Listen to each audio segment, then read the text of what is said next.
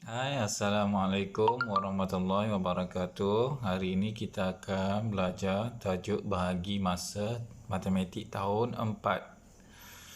Okey, apa yang kita nak pelajari adalah yang pertama sekali kita nak tengok bagaimana apabila kita diberi satu masalah.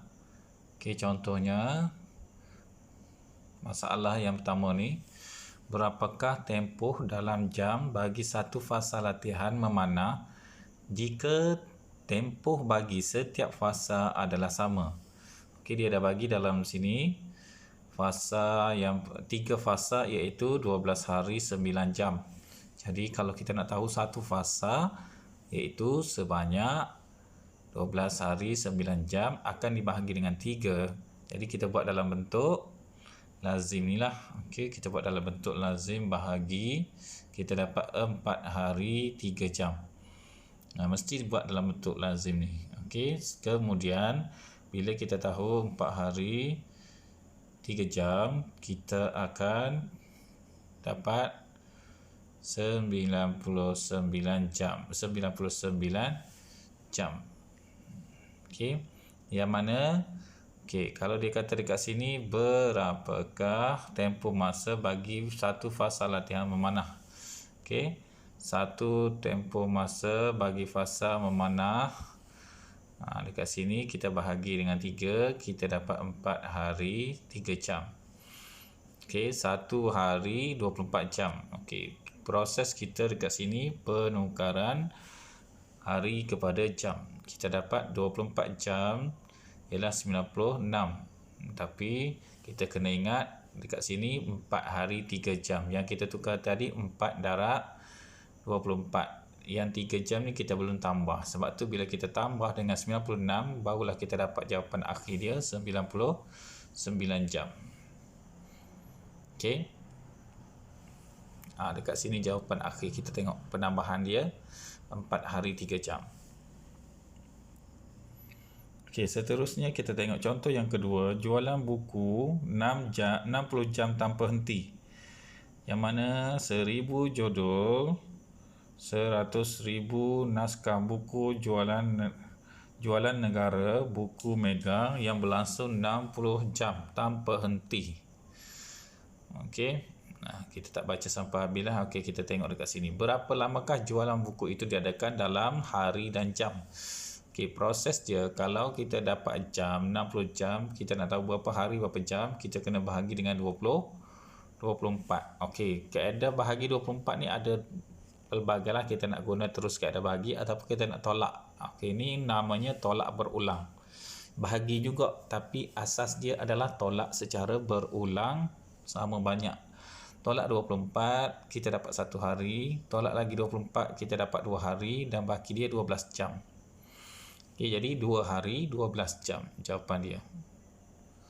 Okey, 2 hari 12 jam dekat sini. Kalau 60 jam, maksud dia 2 hari 2 jam. 2 hari 12 jam. Okey, itu contoh yang kedua. Contoh yang ketiga, sekiranya kita dapat soalan macam ni. Okey, soalan ni soalan direct. Dia dah bagi dalam minggu, kemudian bahagi dengan 7 dan jawapan nak dalam minggu dan hari. Proses dia adalah kita membuat bentuk lazim bahagi. Kita dapat 1 hari 1 minggu, baki yang 3 minggu tu akan tukar ke bahagian hari, di mana 1 minggu ada 7 hari, kalau 3 minggu ada 21 hari. Okey, tengok kat tepi ni yang warna kuning ni. Okey, jadi kita bahagi dengan 3. 3 darab 7 21. Jadi 1 minggu 3 hari. Okey, kemudian 1 minggu 2 hari. Bincangkan pengiraan di atas. Okey, kalau katakan 7 minggu 2 hari bahagi dengan 6 minggu, 1 darab 6, 6 bagi 1, 1 bawa ke hari, bawa dia tambah 10. Okey, kalau sebelum ni tambah 1 7 hari. Okey, bincangkan pengiraan di atas, maksudnya betul tak dia bawa satu baki daripada minggu pergi ke hari dia jadi 10. Kalau kita tengok satu minggu ada 7 hari. Jadi yang dia bawa pergi satu minggu ke bahagian hari jadi 10 hari, itu adalah satu kesilapan ataupun kesalahan. Okey. Seterusnya kita pergi kepada contoh yang keempat.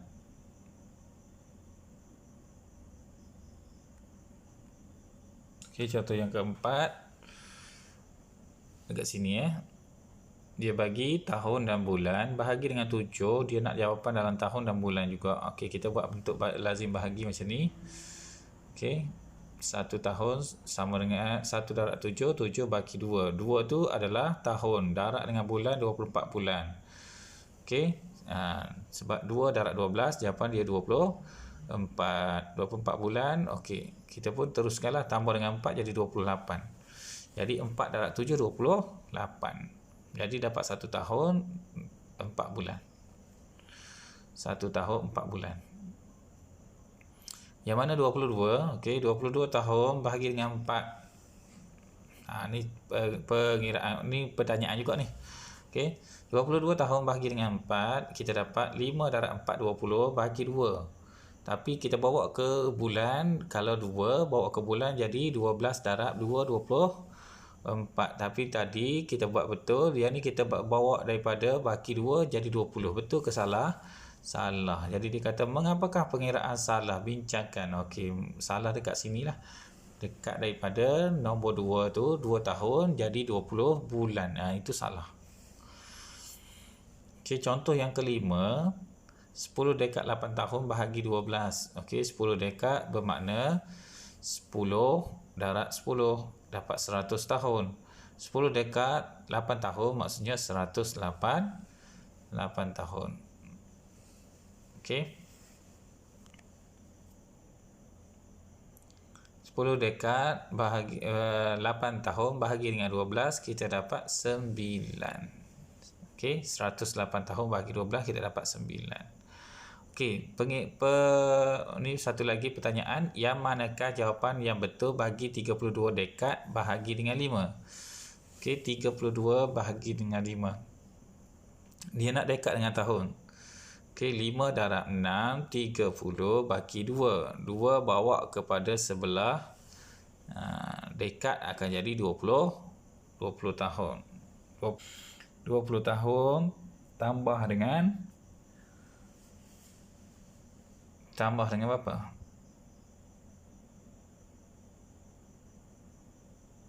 2. Okey. 6/5 30. Jadi tambah dengan 2. Jadi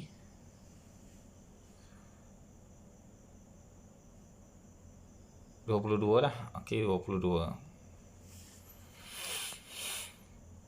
Okey, 22 tu adalah berapa dekad? Bahagi dengan 5. 5/4 20. Bagi 2. Okey, 2 tu tahun. 5/4. Jadi 4 dekad. 32 dekad.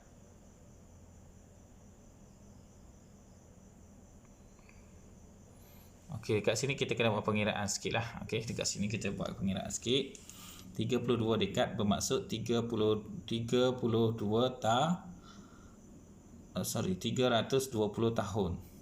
320 tahun bahagi dengan 5.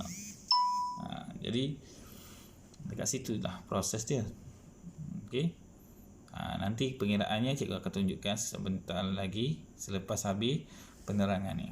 Okey, abad pun sama juga. Bila melibatkan abad, ada baki, kita akan bawa ke sebelah tahun. Kalau 3 abad, dia akan jadi 300 tahun. Kemudian tambah dengan 12 tahun jadi 312 tahun. Kemudian bahagi satu persatu. 5/6 30 bagi 1. Turunkan nombor 2 jadi 12. 2/6 12. Selesai. Okey, dan contoh yang ketujuh, abad dan tahun bahagi dengan 8. Ingat, 3 abad 4 tahun bermakna 300 tahun tambah 4 tahun jadinya 304 tahun. Okey. Jadi 304 tahun bahagi dengan 8, kita dapat 38 tahun.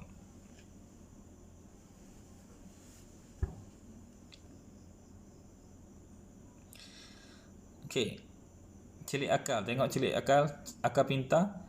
Lengkapkan. Okey, berapa abad bahagi dengan 4? Jawapan dia 5 abad 25 tahun. Okey. Jadi cara dia 5 abad 25 tahun ialah 525 darab dengan 4. Okey, darab dengan 4. Baru kita dapat jawapan dia. Okey, yang ni awak kena teruskan cari jawapan dia. Okey, uji diri. Uji diri ni ada soalan 1 dan soalan 2 lah. Jadi kena selesaikan dan buat dalam buku, tulis matematik, snap gambar dan hantar kepada cikgu. Okey, sekian. Terima kasih.